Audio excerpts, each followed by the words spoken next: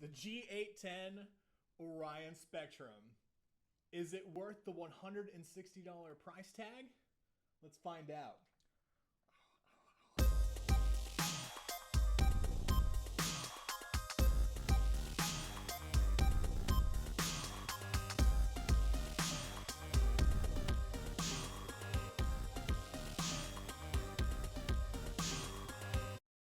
Hey guys, this is Project. We're going to talk about the Logitech G810 Orion Spectrum. I haven't done a review video in a while, so let's kind of get into it. So this is the newest keyboard lineup from Logitech's new G series type of stuff.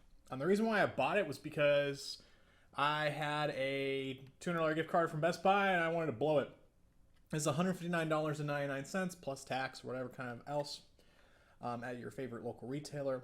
And it comes with a copy of The Division, Tom Clancy's Division game, we're going to talk about in a second.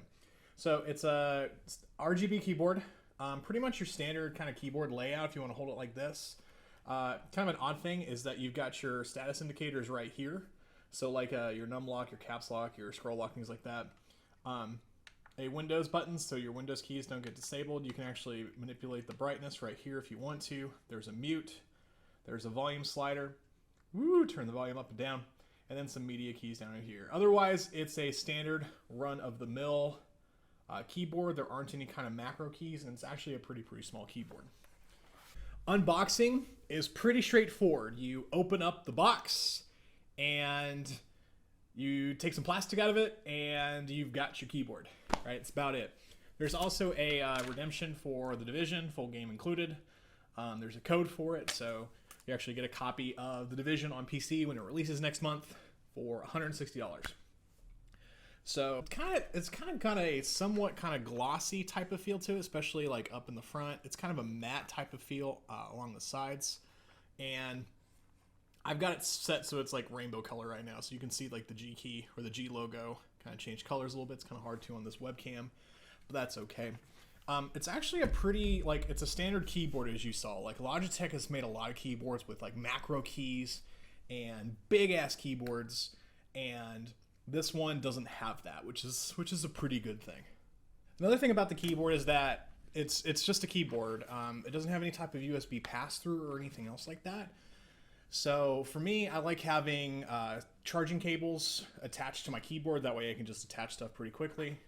It's a quality of life feature that I kind of miss, but it's not a game breaker or deal breaker.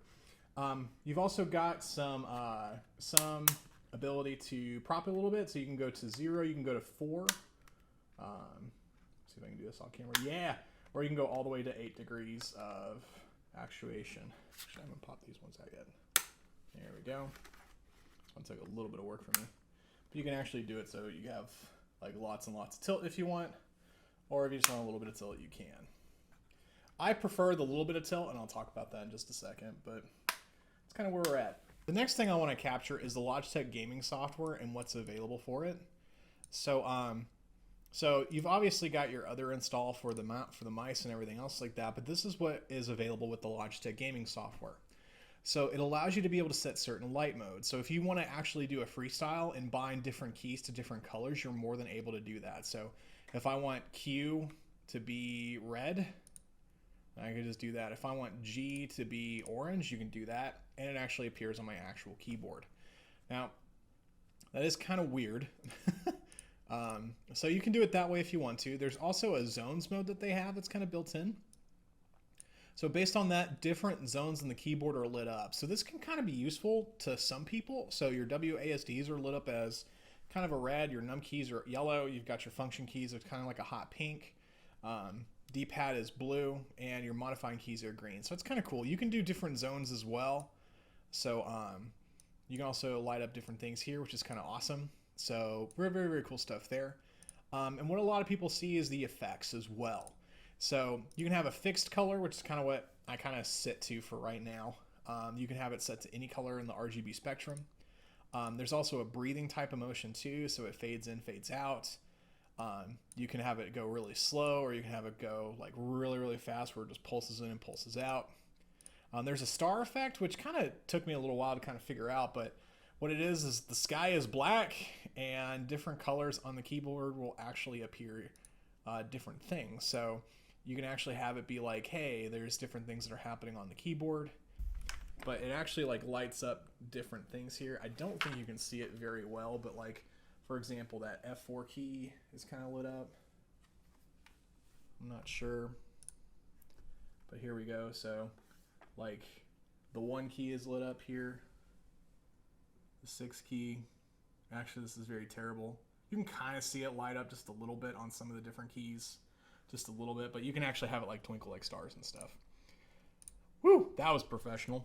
The other thing that you can do, you can have it like do a color cycle. So it'll actually just cycle through all the colors. You can have it go as fast as you want.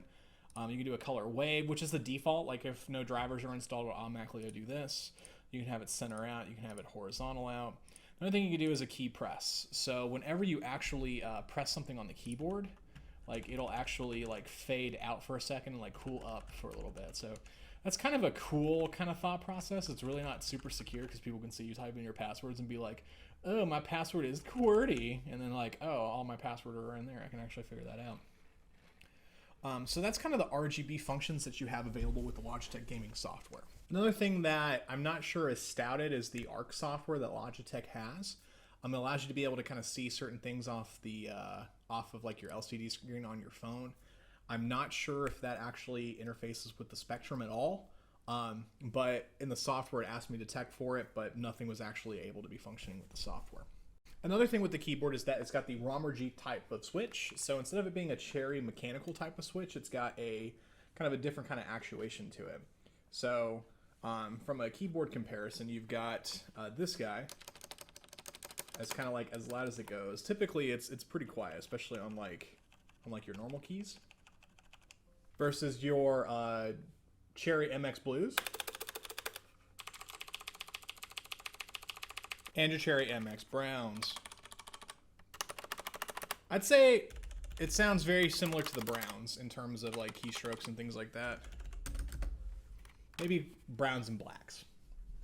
One of the things that I really like about the G810 Orion Spectrum, it's a pretty solid keyboard.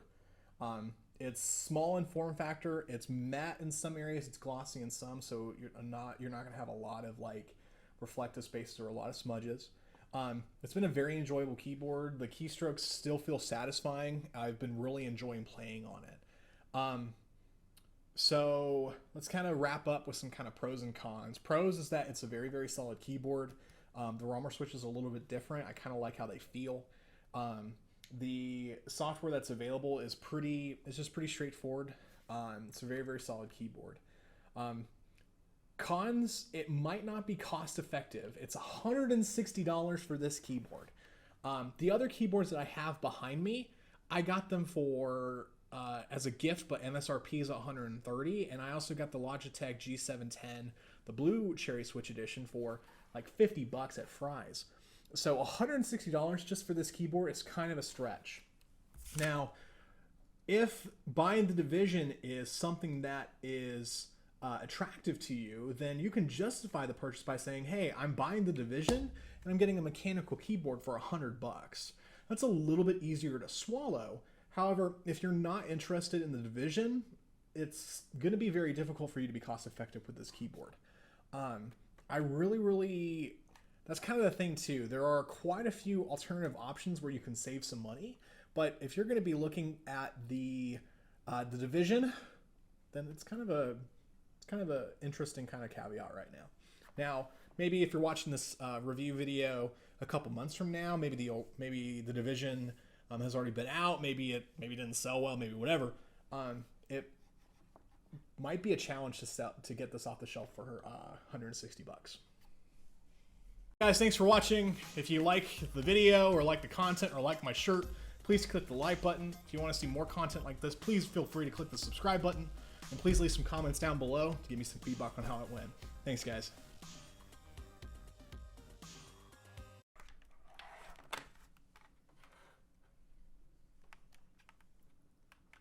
Hey guys, this project, we're going to be talking about the G9. No, fuck.